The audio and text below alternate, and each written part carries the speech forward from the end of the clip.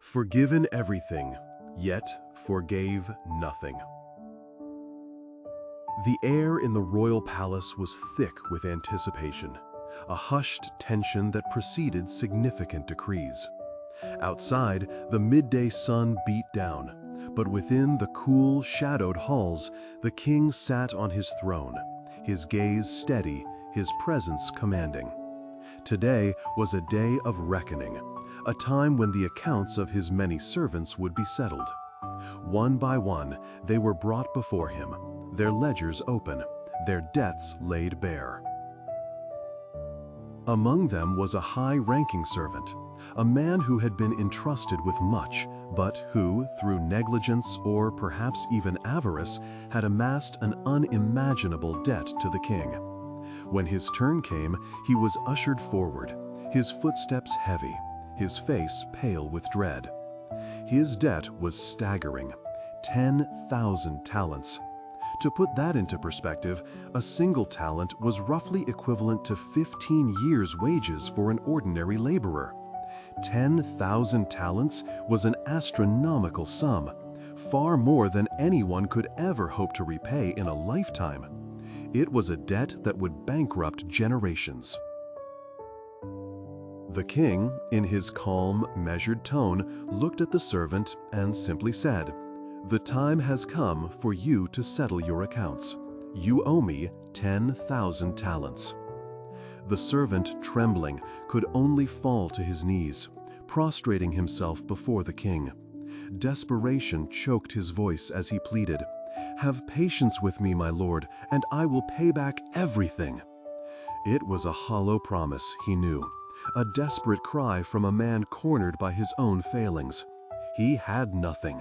His family, his possessions, his very life, all were forfeit. The king's law was clear. If a servant could not pay, he and his family would be sold into slavery, and all his assets seized. The king, in his calm, measured tone, looked at the servant and simply said, "The time has come for you to settle your accounts." The servant, trembling, could only fall to his knees, prostrating himself before the king. Desperation choked his voice as he pleaded, "Have patience with me, my lord, and I will pay back everything." It was a hollow promise, he knew, a desperate cry from a man cornered by his own failings. He had nothing. His family, his possessions, his very life, all were forfeit. The king's law was clear. If a servant could not pay, he and his family would be sold into slavery, and all his assets seized. The king listened, his eyes searching, his expression unreadable. He saw the genuine terror in the servant's eyes, the utter helplessness. And in that moment, a profound compassion stirred within the king's heart. He, who held absolute power, chose not justice, but mercy. With a gentle nod, he declared, "I forgive you. Your debt is canceled. You are free." Imagine the wave of relief that must have washed over the servant. The crushing weight that had pressed upon his soul, the fear of ruin and slavery, all lifted in an instant. He rose, tears in his eyes, bowing deeply, utterly overwhelmed by the king's incredible, undeserved generosity.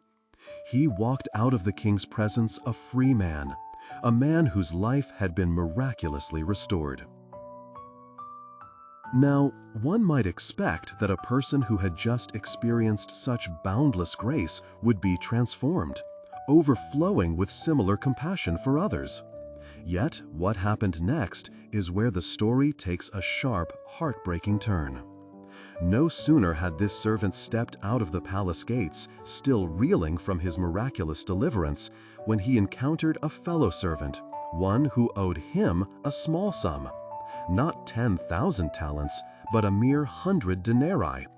A denarius was a day's wage, so 100 denarii was about 3 months' wages. A small debt, certainly repayable over time. This fellow servant, seeing the man he owed, approached him, But before he could even utter a word, the newly forgiven servant grabbed him by the throat, shaking him violently. "Pay back what you owe me," he demanded, his voice harsh, his eyes cold.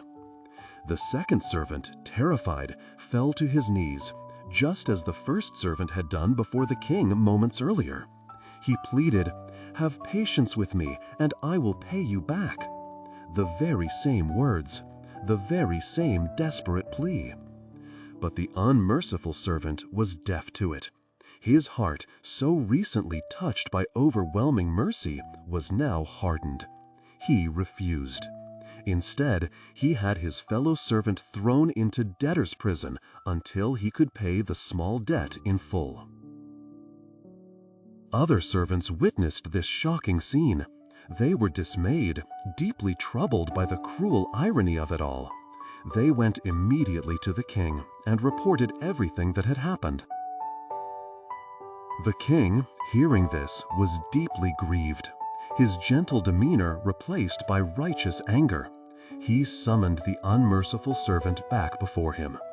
"You wicked servant," the king boomed, his voice no longer gentle but filled with disappointment. "I canceled all that tremendous debt of yours because you pleaded with me. Shouldn't you have had mercy on your fellow servant just as I had mercy on you?"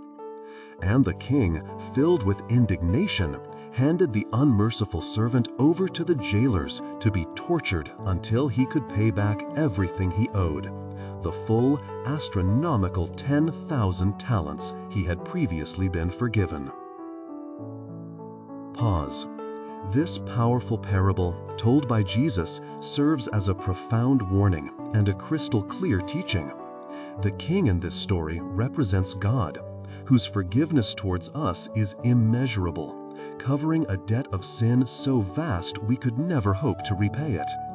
We, like that first servant, are utterly indebted to him, completely dependent on his grace. And in his boundless mercy, he cancels our debt, freeing us from the eternal consequences of our failings. But then comes the piercing question for us. If God has extended such immense grace and forgiveness to us, how can we possibly withhold a much smaller measure of that same grace from those who have wronged us? Our human grievances, our perceived slights, the hurts we hold on to, these are but 100 denarii compared to the 10,000 talents God has forgiven us. This parable challenges us to look inward. Are we holding on to grudges? Are we nursing old wounds, refusing to let go, even after we ourselves have received such incredible undeserved pardon? True gratitude for God's forgiveness is not merely an emotional experience. It's a transformative force that flows outward, enabling us to extend mercy to others, just as we have received it. It's a gentle yet firm reminder. Our capacity to forgive others is a reflection of our understanding and appreciation for the forgiveness we've received from God. Let us not be the unmerciful servant, released from a crushing burden, only to be a burden to others. Perhaps today is a day to reflect on this story. Is there someone you need to forgive? A small debt, a minor slight, a misunderstanding that you've been holding on to? Consider the vastness of God's grace in your own life and allow that realization to soften your heart. We invite you to share your thoughts on this story in the comments below.